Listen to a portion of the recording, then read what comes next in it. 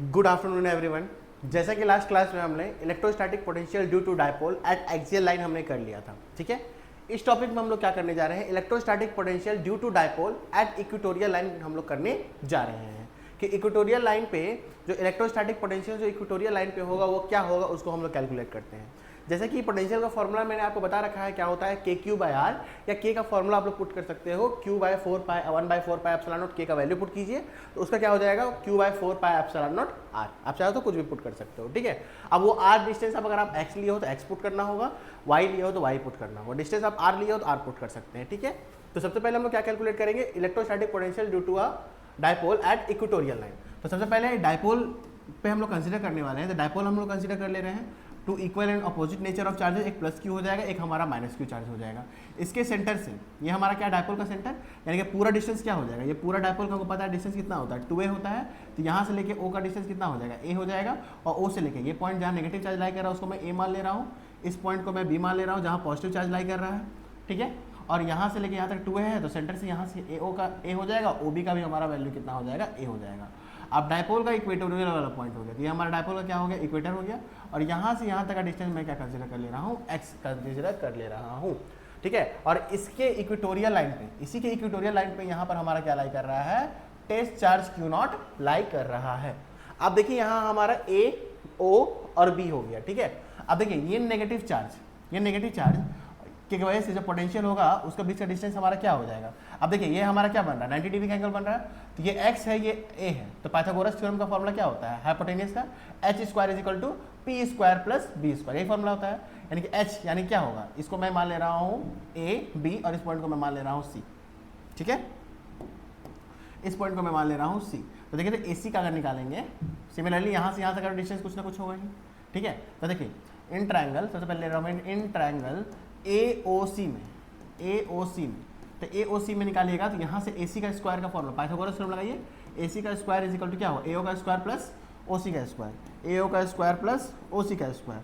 अब AC का square is equal to निकालेंगे, AO हमारा क्या है, AO हमारा A स्क्वायर है और प्लस OC हमारा क्या है, OC हमारा x है। तो A स्क्वायर प्लस क्या हो जाएगा x स्क्वायर, यानी कि AC का फॉर्मूला क्या होगा, अंडर रूट क्या हो जाएगा A स्क्वायर प्लस का x स्क्वायर, ठीक है। तो देखिए यहाँ पर ax था, तो यहाँ पर AC का जो डिस्टेंस आ गया, AC का डिस्टेंस क्या आ गया, under root a square plus का x स्क्वायर। सिमिलरली देखिए ये x है, ये a है, तो यहाँ पर डिस्टेंस कितना होगा, under root a square plus का क्या आ जाएगा हमारा x स्क्वायर, ये हमारा क्या आ जाएगा, डिस्टेंस आ जाएगा। चलिए अब इसको हम लोग फर्दर निकालते हैं, under root a square plus x square, ये भी अंडर रूट क्या हो जाएगा, a square plus x square हो जाएगा। अब एक काम करते हैं हम लोग, ये तो हमारा under root a square plus x square हो ही गया।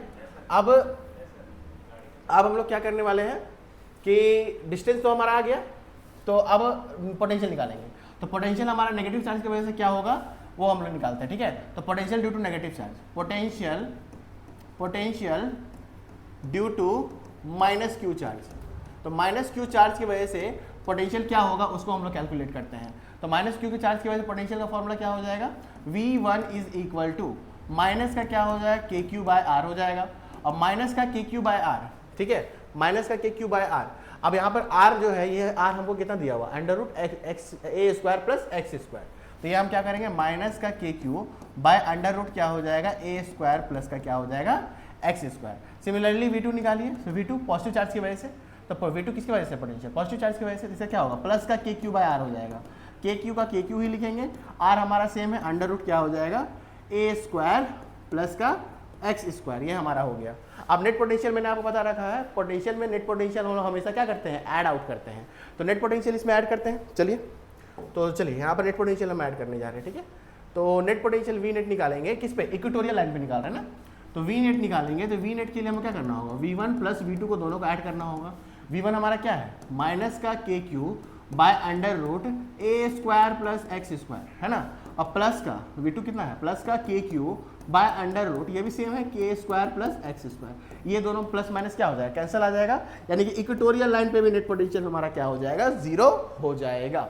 ये बात ध्यान रखिएगा। इसका मतलब पोटेंशियल हमारा सेंटर पे और इक्वेटर पे क्या होता है, 0 होता है, और एक्सिस पे क्या होता है, तो एक्सिस पे जो हमारा पोटेंशियल होता है वो p by 4 pi epsilon naught x square होता है। ये बात ध्यान रखिएगा।